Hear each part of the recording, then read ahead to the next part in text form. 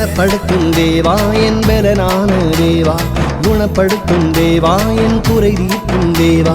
பலப்படுத்தும் தேவா என் பலனான தேவா, குணப்படுத்தும் தேவா என் குறை தீர்க்கும் தேவா. உயிர்ப்பியும் உயிர்ப்பியும் உந்தன் பக்கமாய், நடப்பியும் நடப்பியும் எந்தன் வசமாய். உயிர்ப்பியும் உயிர்ப்பியும் உந்தன் பக்கமாய், நடப்பியும் நடப்பியும் எந்தன் வசமாய். பலப்படுத்தும் தேவா என் பலனான தேவா, குணப்படுத்தும் தேவா என் குறை தீர்க்கும் தேவா.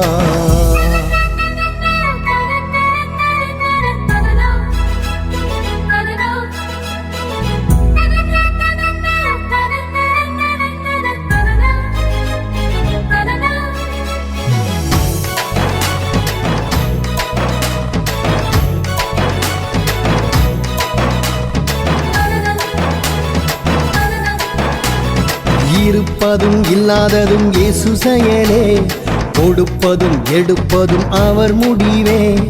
இருப்பதும் இல்லாததும் இயேசு செயலே, கொடுப்பதும் எடுப்பதும் அவர் முடிவே.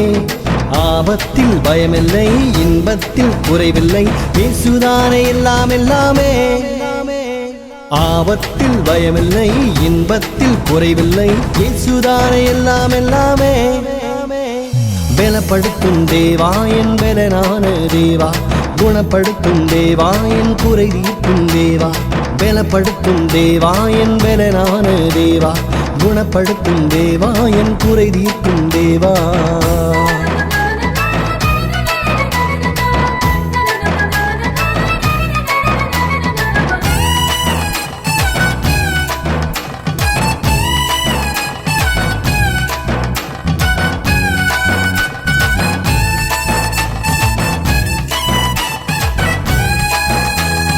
பாவமில்லை சாபமில்லை பரமன் பக்கத்தில், வியாதி இல்லை வறுமை இல்லை வேந்தர் வருகையில். பாவமில்லை சாபமில்லை பரமன் பக்கத்தில், வியாதி இல்லை வறுமை இல்லை வேந்தர் வருகையில்.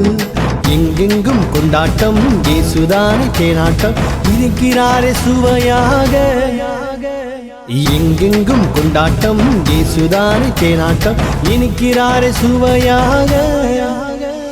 பலப்படுத்தும் தேவா என் பலனான தேவா, குணப்படுத்தும் தேவா என் குறை தீர்க்கும் தேவா. பலப்படுத்தும் தேவா என் பலனான தேவா, குணப்படுத்தும் தேவா என் குறை தீர்க்கும் தேவா.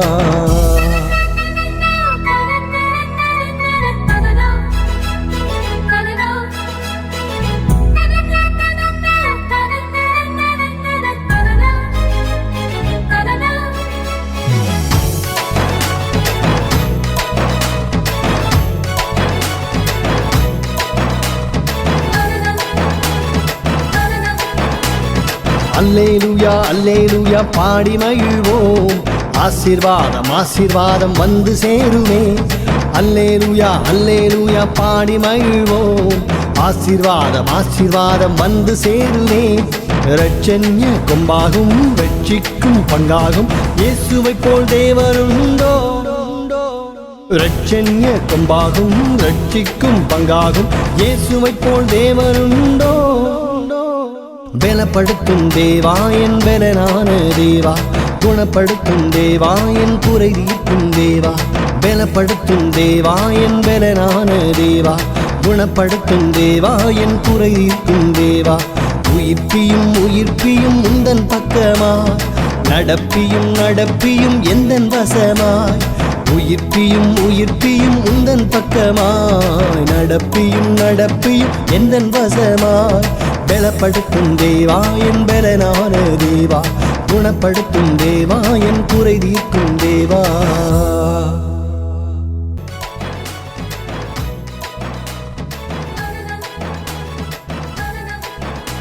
அற்புத நேரம் அற்புத நேரம் அற்புத நேரமே, இது இயேசு சாமியின் அற்புத நேரமே.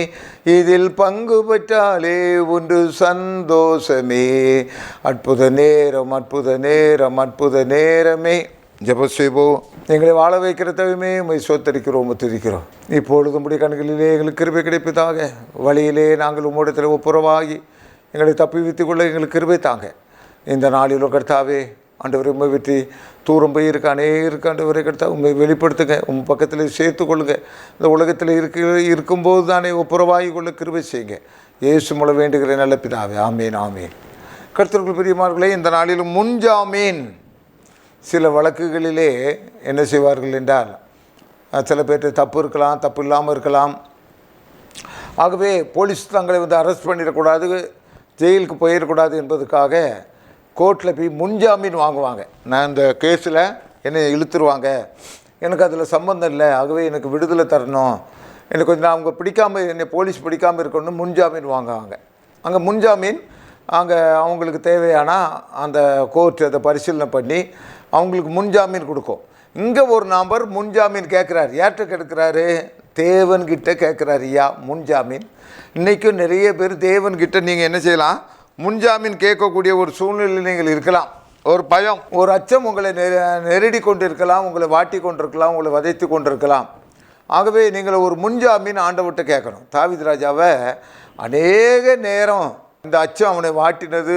மற்ற ராஜாக்கள், ராஜாக்கள், சவுல் 2 தடவை அவரை பின்தொடர்றாரு. அப்போ ஆண்டவர்கிட்ட தான் விழுந்து கிடக்கிறார். ஆண்டவரே, என் பகையினர் ஏராளமாக இருக்கிறார்களே கர்த்தாவே, அவர் கையிலிருந்து என்னை தப்பு வைங்க. இன்றைக்கு முன்ஜாமீன் உனக்கு தேவையாக இருக்கிறது. சத்ரு உன்னை ஆட்டி படைத்து கொண்டிருக்கலாம், ஆனால் நீ முன்ஜாமீன் வாங்கிக்கொள். இங்கே பாருங்கள் ஆதியாகமம் 32ஆம் அதிகாரத்தில் 6வது வசனம். அந்த ஆட்கள் யாக்கோபினிடத்துக்கு திரும்ப வந்து, நாங்கள் உம்முடைய சகோதரனாகிய ஏசாவினிடத்துக்கு போய் வந்தோம், அவரும் 400 பேரோடு உம்மை எதிர்கொள்ள வருகிறார் என்றார்கள். அப்பொழுது யாக்கோபு மிகவும் பயந்து விகாலப்பட்டு தன்னிடத்தில் ஜனங்களையும் ஆடு மாடுகளையும் ஒட்டைகளையும் 2 பகுதிகளாக பிரித்து, அது ஒரு பக்கம். 10வது வசனம் 32:10. அடியனுக்கு தேவரீர் காண்பித்த எல்லா தெய்வுக்கும் எல்லா சத்தியத்துக்கும் நான் எவ்வளவேனோ பாத்திரனல்ல. நான் கோலும் கையுமா இந்த யோர்தானை கடந்து போனேன், இப்பொழுது இவ்விரண்டு பரிவாரங்கள் உடையவன் ஆனேன். 9வது வசனம். பின்பு யாக்கோபு தன் தகப்பனாக ஆபிரகாமின் தேவனும் என் தகப்பனுமாய் ஈசாக்கின் தேவனுமாய் இருக்கிறவரே, உன் தேசத்துக்கு உன் இனத்தாருக்கு திரும்பி போ, உனக்கு நன்மை செய்வேன் என்று என்னுடன் சொல்லியிருக்கிற கர்த்தாவே, என் சகோதரனாக ஏசாவின் கைக்கு என்னை தப்பிவிய முன்ஜாமீன் போட்டாரியா. ஆதியாகமம் 32:12 முன்ஜாமீன் போட்டார். என் சகோதரனாக ஏசாவின் கைக்கு என்னை தப்பிவியும், அவன் வந்து என்னையும் என் பிள்ளைகளையும் தாய்மாரையும் முறியடிப்பான் என்று அவனுக்கு நான் பயந்திருக்கிறேன். தேவரீரோ 12. நான் உனக்கு மையாகவே நன்மை செய்து உன் சந்ததி எண்ணி முடியாத கடற்கரை பொண்ணலை போல மிகவும் பருவ பண்ணுவேன் என்று சொன்னீரே. ஆண்டவரே முன்ஜாமீனை போடுறாடியா. என்னைக்கோ செஞ்ச பாவம் ஐயா, நல்லா இருக்கிற நேரம் ஐயா ஒரு கப் காப்பி கேட்டான் ஐயா ஏசாக்கிட்ட. அவன் சொத்து பத்திரத்தெல்லாம் எழுதி வாங்கிட்டாயா. எவ்வளவு தந்திரம் உள்ளவர் இந்த யாக்கோப்பு. அவ்வளோ காரியத்தை அன்னைக்கு பண்ணிவிட்டு செய்த வீணை அவரை பிடிக்குதுயா. அன்றைக்கி திரும்ப ரிட்டன் வாரார், ஊருக்கு வாரார். இப்போ வாராருன்னொன்னே ஏசா நல்ல மனசில் தான் சொன்னான். ஒரு 400 பேரோட கூட நல்ல ஒரு சந்திர மாலை அதெல்லாம் வாங்கிட்டு மேளம் கம்பூரத்தோடு அவர் வாரார். இவன் பாவம் இவனை உணர்த்துதுயா, வேறு ஒன்றும் இல்லை. இவன் பாவம் இவனை உணர்த்தும்.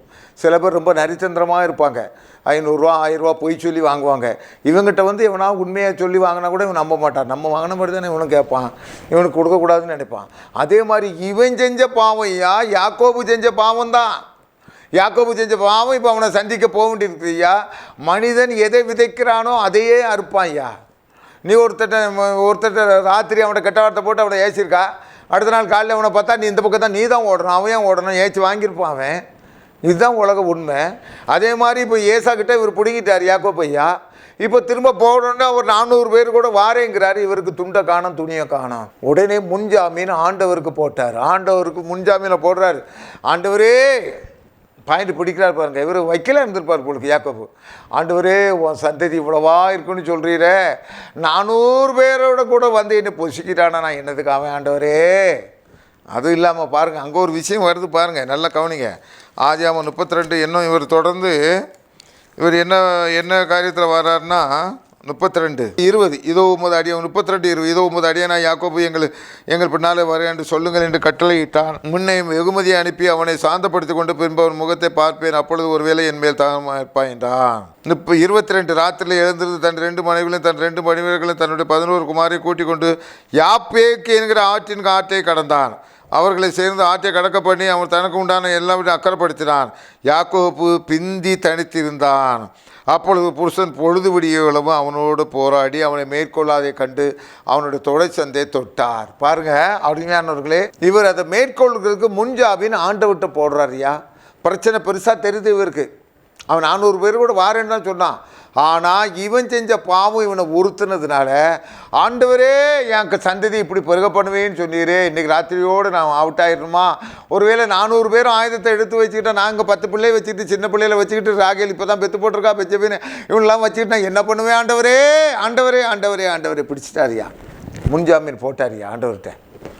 ஆண்டவர் கிராண்ட் பண்ணாரியா. ராத்திரிலாம் தனிச்சு இருந்து ஆண்டவர்கிட்ட ஜெபம் பண்ணார். ஒரு ஆபத்துன்னு வந்தோன்னே, ஆபத்து காலத்தில் கர்த்தரை நோக்கி கூப்பிடு, அவர் உன்னை விடுவிப்பார்னு வேதம் சொல்கிறது.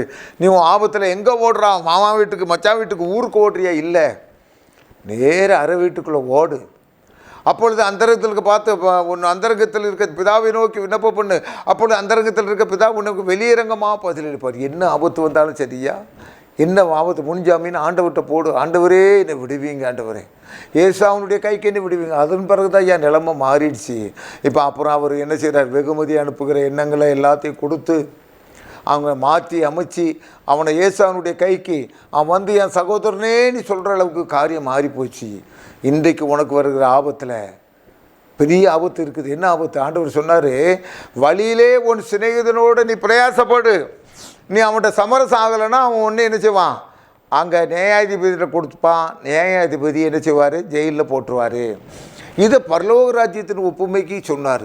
இந்த உலகத்தில் இருக்கும்போது தானே முன்ஜாமீன்லாம் நீ போட்டுக்கிய. ஆண்டவர்கிட்ட, ஆண்டவரே தெரியாமல் செஞ்சுட்டேன், ஆண்டவரே தெரியாமல் செஞ்சுட்டேன், முன்ஜாமீன் நீ போட்டுக்கிட்டே இருக்கலாம். ஆண்டவரே நீ ஒன்றும் பண்ணாதுக்கு, ஆண்டவரே தெரியாமல் இதை பண்ணிக்கிட்டு இருக்க, ஆண்டவரே எல்லா முன்ஜாமீனும் போடலாம். ஆனால் ஒரு காலகட்டம் வந்த பிறகு, இன்னைக்கு இத்தனாம் தேதி இன்னைக்கு மரணம் இருக்குன்னு யாருக்கும் சொல்ல முடியாது. நண்பர் விஜய்ங்கிற ஒரு நண்பர் நடிகர் அன்றைக்கி ஒரு காரியம் சொல்லியிருக்காரு, அடுத்த நிமிஷம் உயிரோடு இருப்போமா தெரில. நடிகர் சொல்லியிருக்காரு, அடுத்த நிமிஷம் உயிரோடு இருப்போமாங்கிறது தெரில.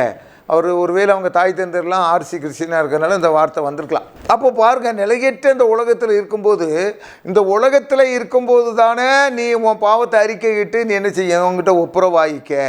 அங்கே வந்தால் ஒன்றும் செய்ய. ஆண்டவராக தான் சொன்னார், வழியிலே இருக்கும்போதே ஒப்புரவாக நீ பிரயாசப்படு. அங்கே வந்துட்டானா ஒன்றும் செய்ய முடியாது, அங்கே நான் தண்டனையை தான் கொடுப்பேன்னு சொன்னார்.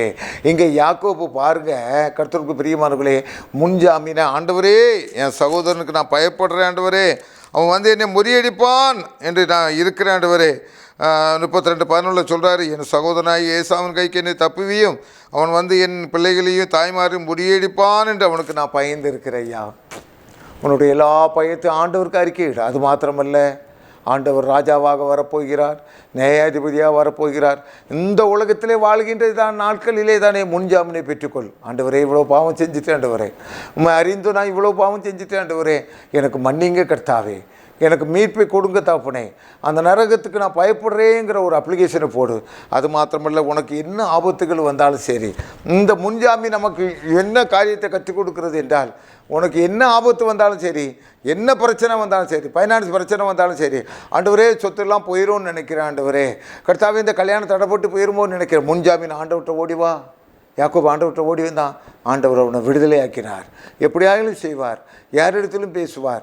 ஆகவே முன்ஜாமீன் ஆண்டவரிடத்தில் போடும். ஆண்டவரே கர்த்தாவே, யாக்கோபு உம்மை அண்டின பொழுது அவனுக்கு பரிபூர்ண விடுதலை கொடுத்தீர் ஐயா. அவனுடைய சகோதரன் கைக்கு அவனை விடுதலை ஆக்கிட்டீர் ஆண்டவரே. அதே மாதிரி கர்த்தாவே, நிறைய பேர் பல காரியங்களை தொடநடுங்கி கொண்டு இருக்கிறார்கள் கர்த்தாவே.